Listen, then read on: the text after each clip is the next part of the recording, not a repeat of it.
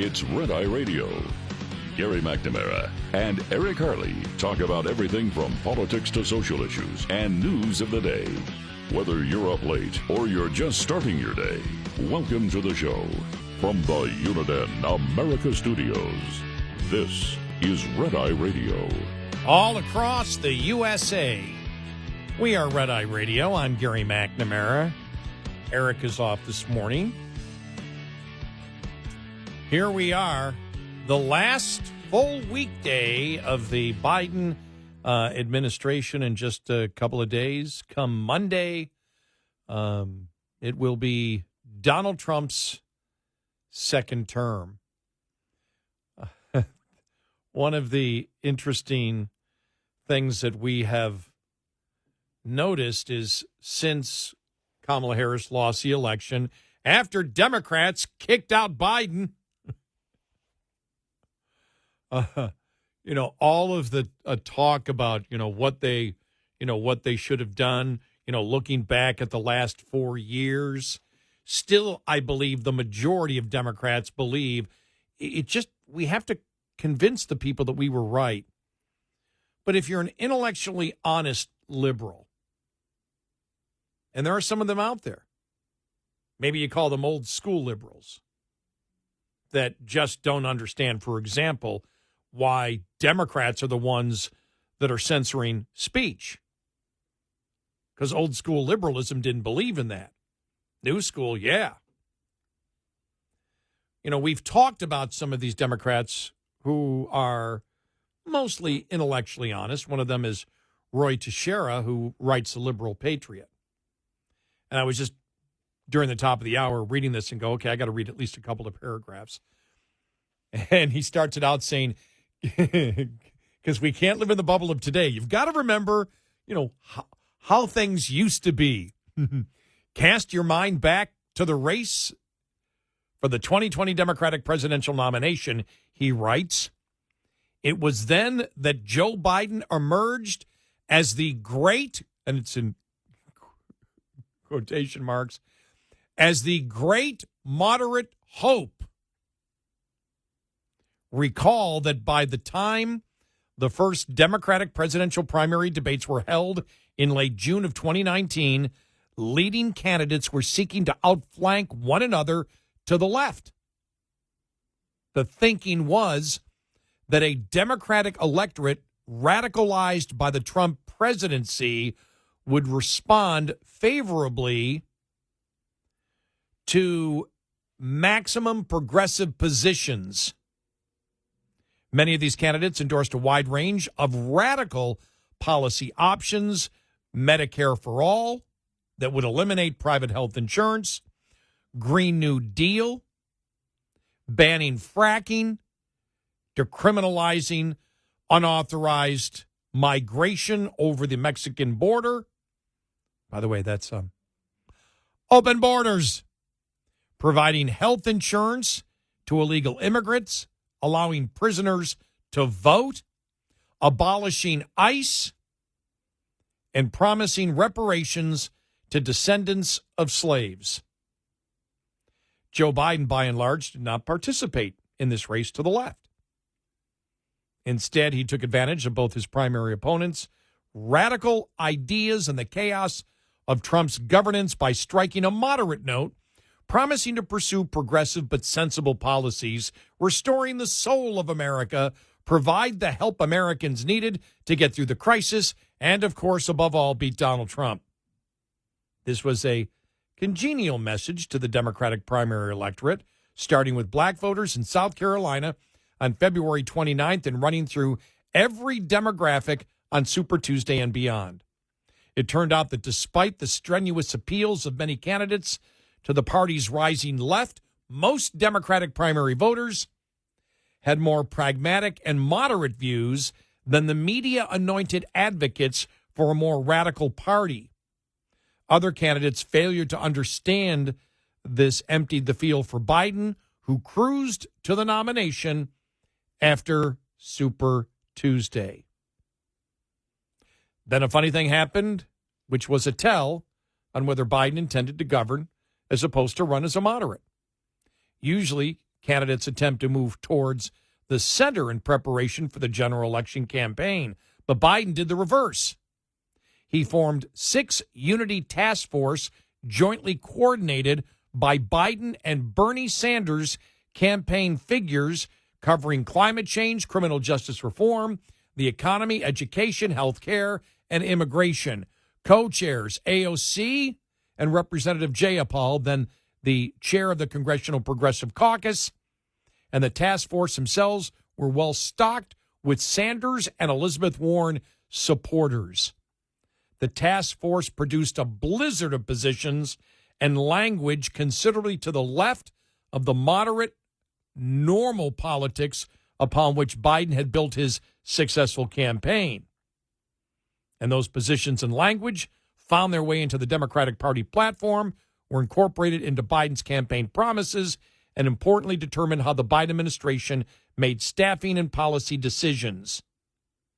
Despite Biden and his team's initial insistence that the strenuous leftism found on Twitter was not real life, by the end of the campaign, they seemed to be quite happy to act as though it was. Sure enough, once the Biden administration was up and running, moderation was gone.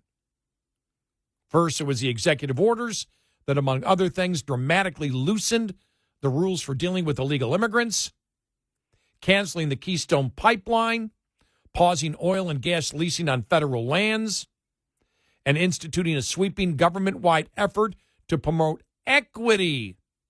That's the radical transgender movement.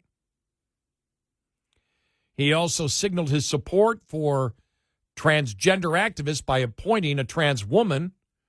Rachel, gender-affirming care is a settled science, Levine, as Assistant Secretary for Health and de facto administration spokesperson on transgender issues. And Biden repeatedly referred to transgender equality as the civil rights issue of our time. None of this suggested a moderate approach targeted to the bulk of voters who had put him in office, but one focused on pleasing the progressive wing of his party. The ordinary voters who supported Biden had bought the image of moderate Scranton Joe who would restore normality to the country after the stormy Trump years and a double whammy of a pandemic and subsequent economic crash. And that's just the beginning of it. Then he goes through this is a long article, but then he goes through everything that Biden did, that he was warned not to do. Talks about the American Rescue Plan, that he was warned not to do because of how it would increase inflation, but he did it anyway, and it spiked inflation. Nowhere in here, by the way, and again, this is written by Roy Teixeira. This is a liberal patriot, and he's an old-school liberal who views what's going on as basic insanity from the Democratic Party, Roy Teixeira. And every point he makes are the points that we made and other conservatives made early on to tell the Democratic Party where they were failing. And it goes through everything. And then they go from inflation to the border.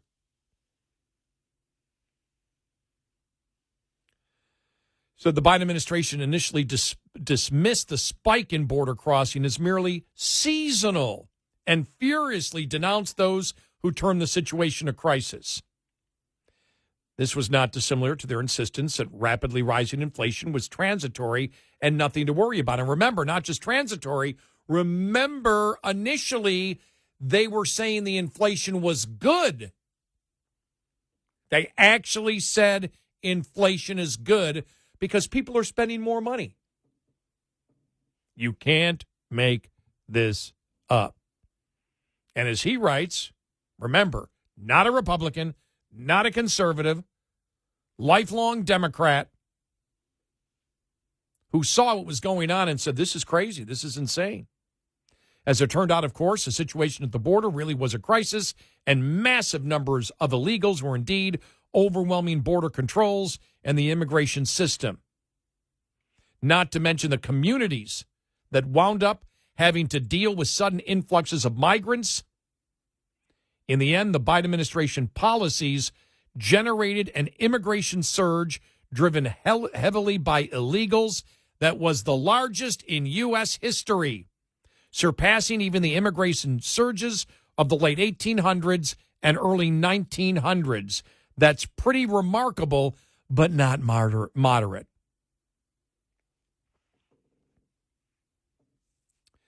Then they go, the illegal immigration was surging, so was crime. They go into crime.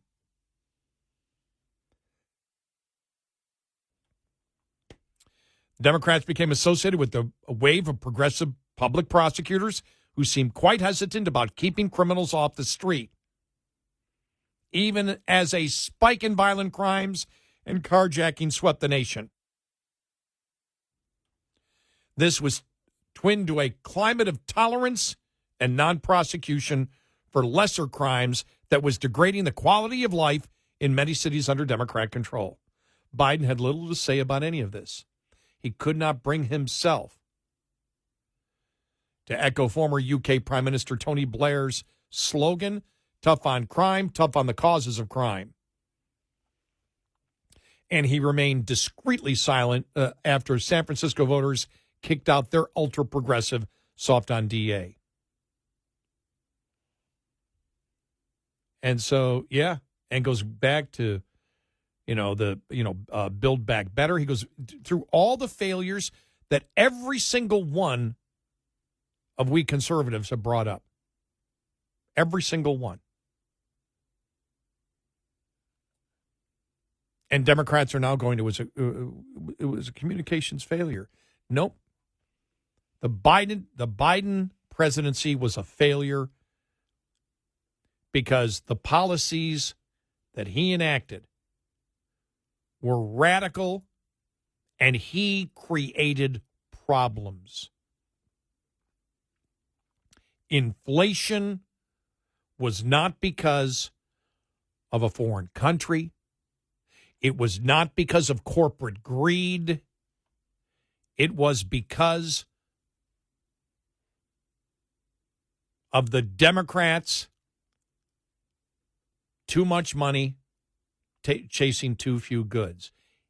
Law, as the late economist Milton Friedman said, in every single case where there has been inflation that has lasted a few years, every single case, out of control inflation, every single one in the history of the world is because of government policy. And the problem that Democrats have now is they haven't changed.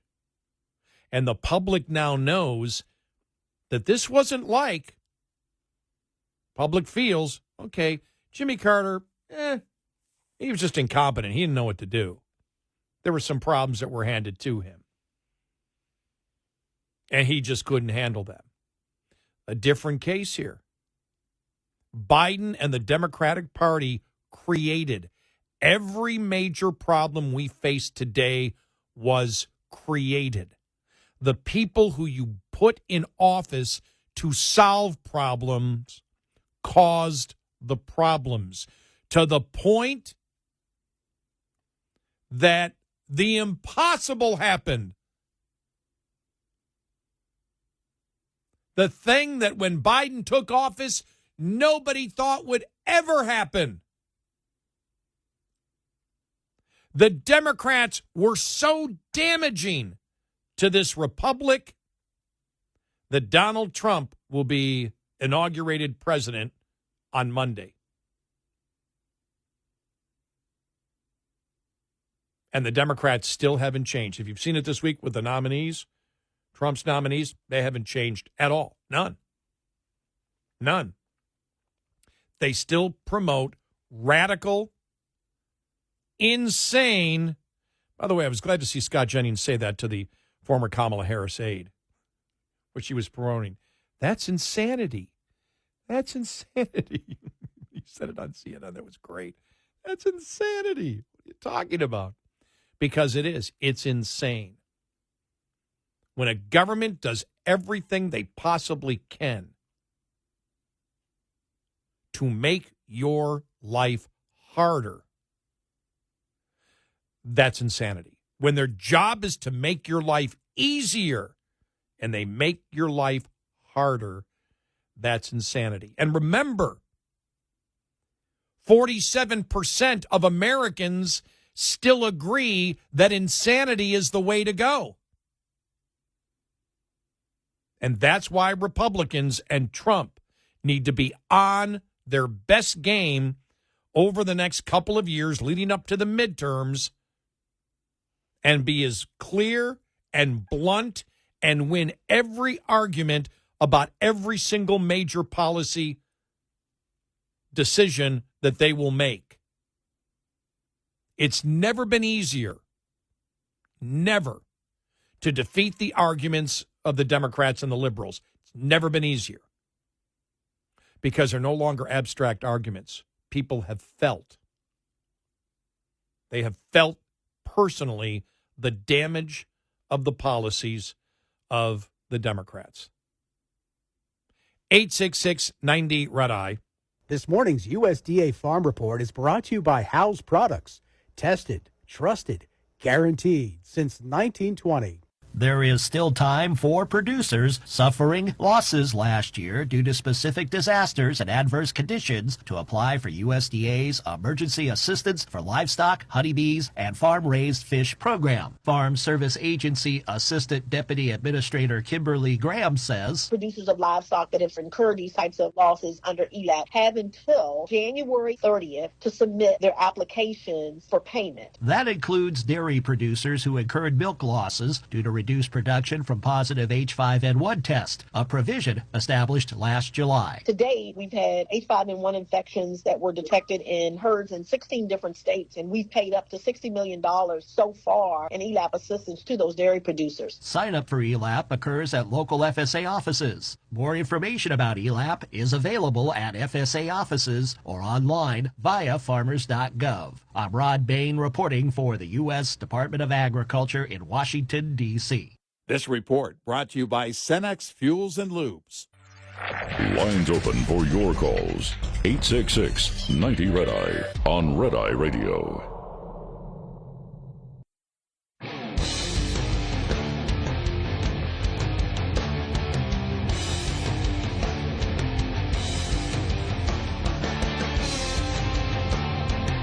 It's Red Eye Radio.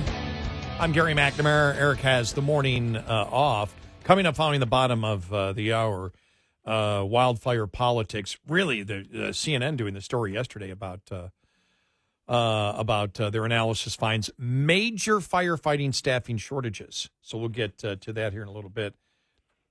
Trump's in next week, and expect the level of rhetorical insanity from the Democrats on the left to maybe go to a new level that we don't expect. I don't know where you take the level above Hitler. But they're going to try. And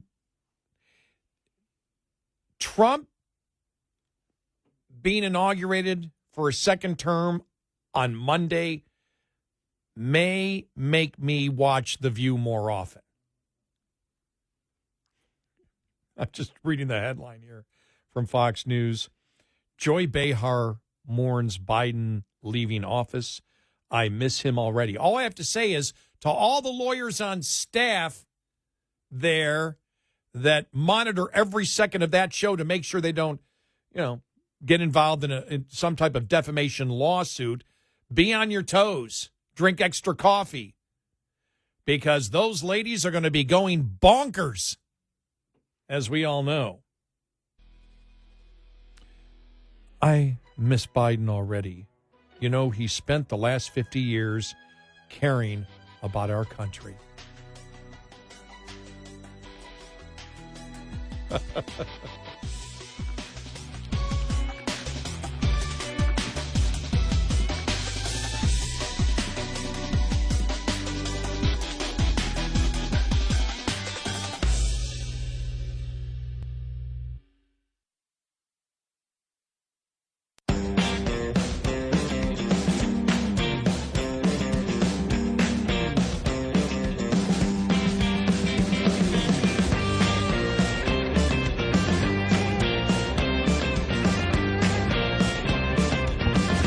It's Friday Radio.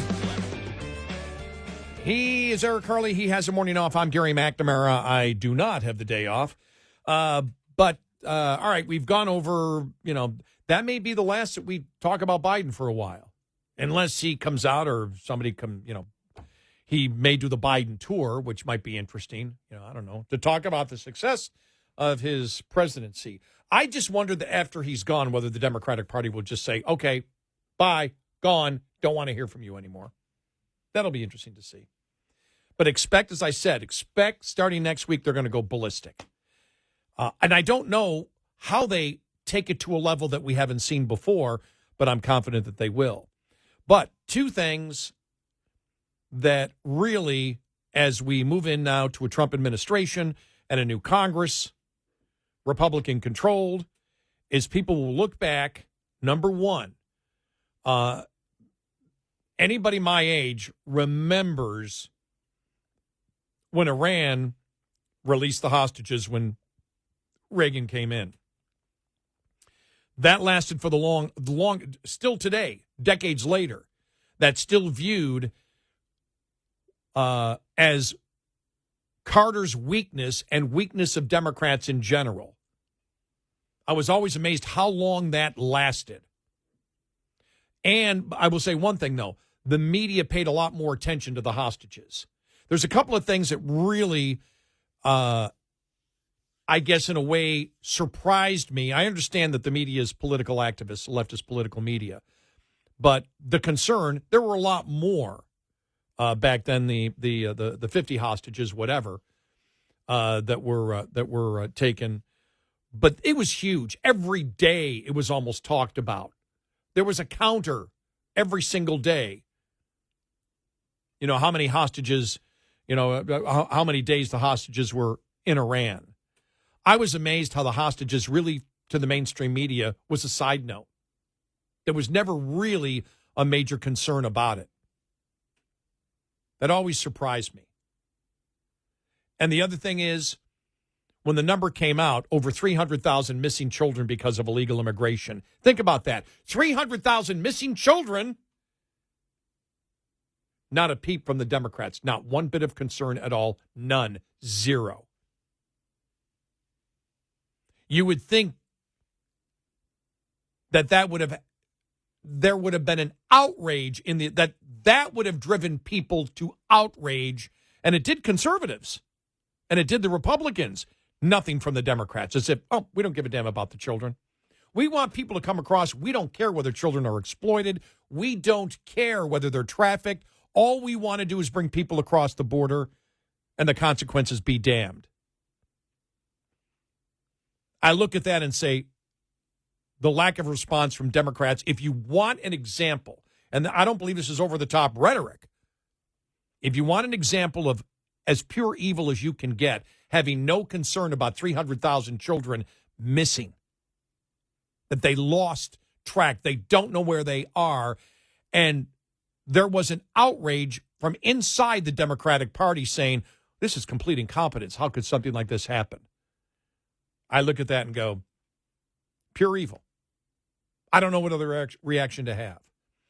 The other thing is that's going to be viewed, I think, and go down in history is what will the consequences be because of the wildfires in California? I want to play this here. This is from CNN. All right, this is from CNN yesterday. Here we go. Years in the making, the fire department has warned of dire consequences, saying that they need more money, they need more firefighters, and they warned of this as recently as last month. At that commission meeting, you said, it's dire, someone will die. It's eerie listening to your words because that's what occurred. So it's... Let me just take a minute. Sorry. Fire Captain Freddie Escobar, You're not supposed to make me cry. 35-year veteran of the Los Angeles Fire Department, wishes he'd been wrong. And this had not happened. For years, the LAFD union president warned that a disaster like the Palisades fire could happen. And while the cataclysmic weather conditions were historic, Escobar also blames something predictable that hurt the firefight: money. There you go. There's just, and that's, like I said, going to be talked about. And it's interesting because if you see the Democrats, it's only about climate change. It's not about whether you're prepared or not. It's just climate change. And they're completely out of touch with actually what is going on the ground from liberals inside of California. They're completely out of touch. Here's Michael Schellenberger talking about it. Michael Schellenberger has studied California for a long time. Michael Schellenberger, part of the Twitter files. As you remember, he has studied homelessness. He is part of a homeless, advocacy group. And here is his part of his conversation on what's going on in California. The city will only purchase from vendors that support DEI, said the firefighter. So we'll go with a vendor that we have to pay twice as much, or the shipment may take twice as long in order for it to be a DEI vendor rather than a vendor who has it at half the price and get it to us tomorrow. The whistleblower said that DEI programs put firefighters and the public in danger. I personally witnessed in my own drill tower them making and passing women just to get their female quota numbers, even though they didn't have to meet all the criteria that men did. When asked what those criteria were, the person said a certain amount of push-ups, holding a certain size hose line, throwing a certain ladder.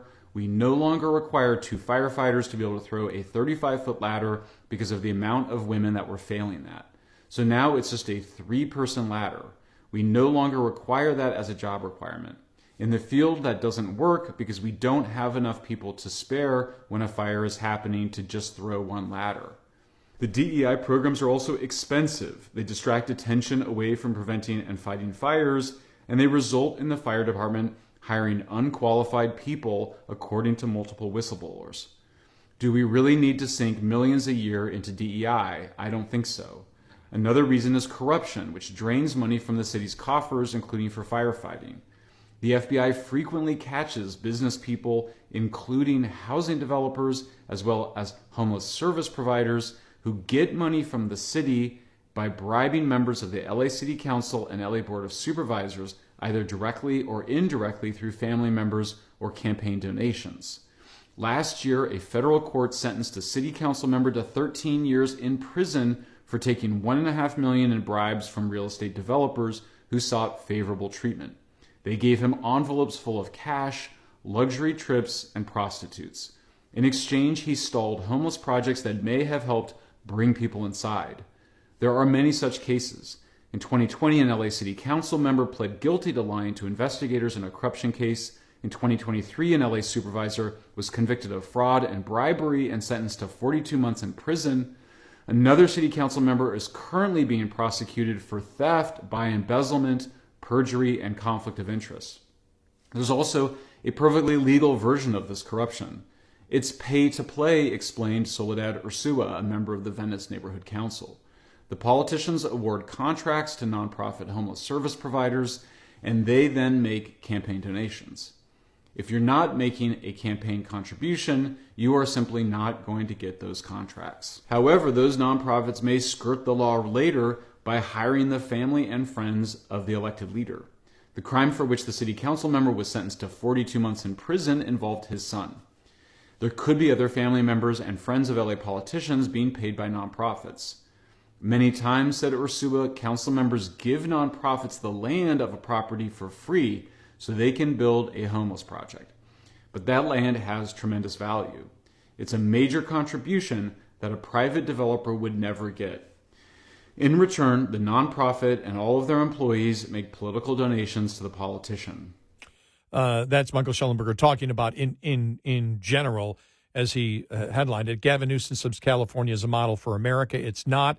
It's a recipe for destroying it. California corruption works in 2 ways. First, through race and gender DEI quotas that sacrifice safety and ethics. That was the fire part of it. And second, through the kickback system that increases homelessness.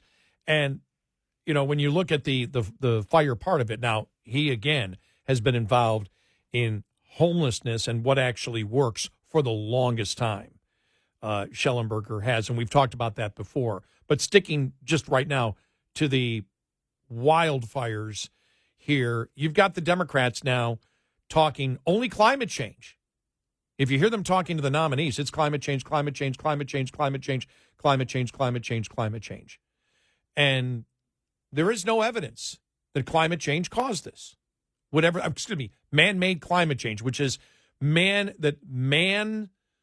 influence on it caused it. Otherwise, things like this would not happen. That's completely false.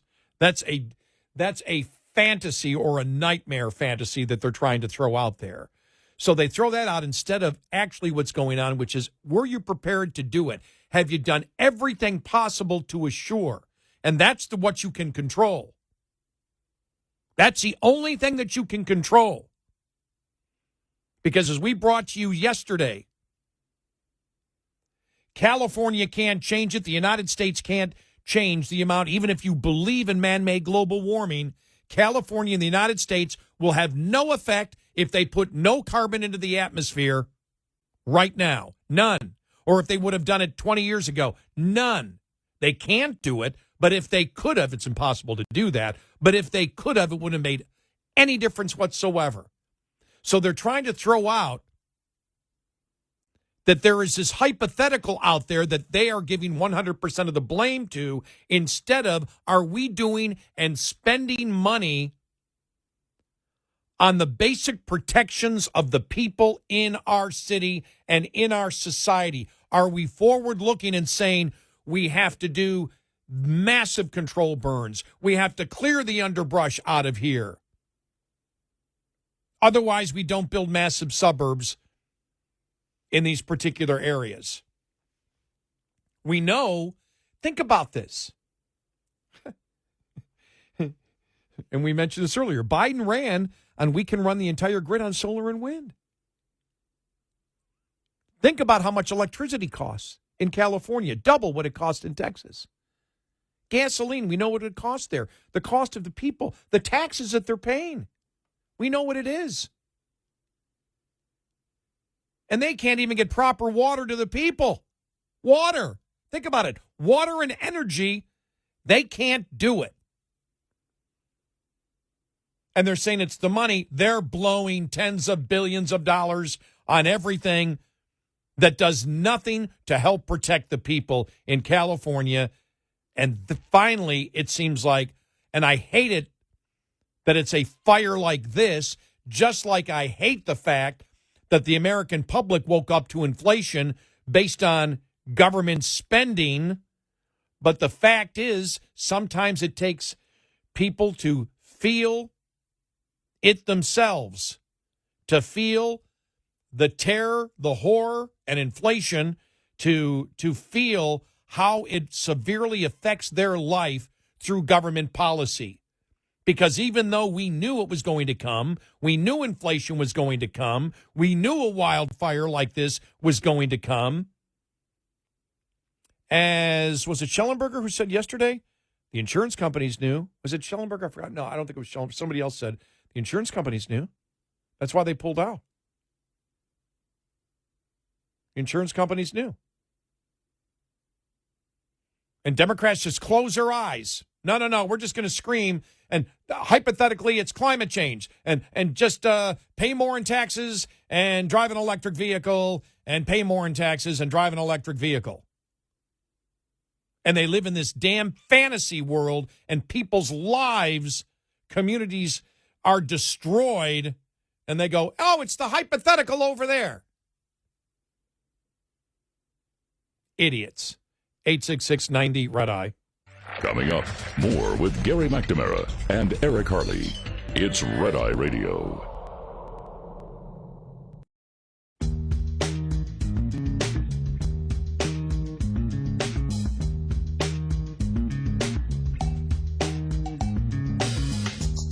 It's Red Eye Radio. I'm Gary McNamara. Eric with the day off. All right, before we get out of here, I think this is fascinating. From the Telegraph UK, their analysis. Left-wing parties are more unpopular now than at any time since the end of the Cold War, their research has shown. This is from the Telegraph UK. The analysis comes after a year of election triumphs for conservatives around the world. crowned by Donald Trump's election as U.S. president, right-wing groups emerged as the worldwide winners after more than 1.5 billion people voted in more than 70 countries in 2024, the most on record in a single year. Leftist parties suffered a record low average vote share of just 45.4% in each democracy's latest election, according to the Telegraph analysis of elections in 73 countries. In Western Europe and the U.S., left-wing parties secured just 42% of the vote, while the right won 56%, which represents the widest gap in the vote since 1990.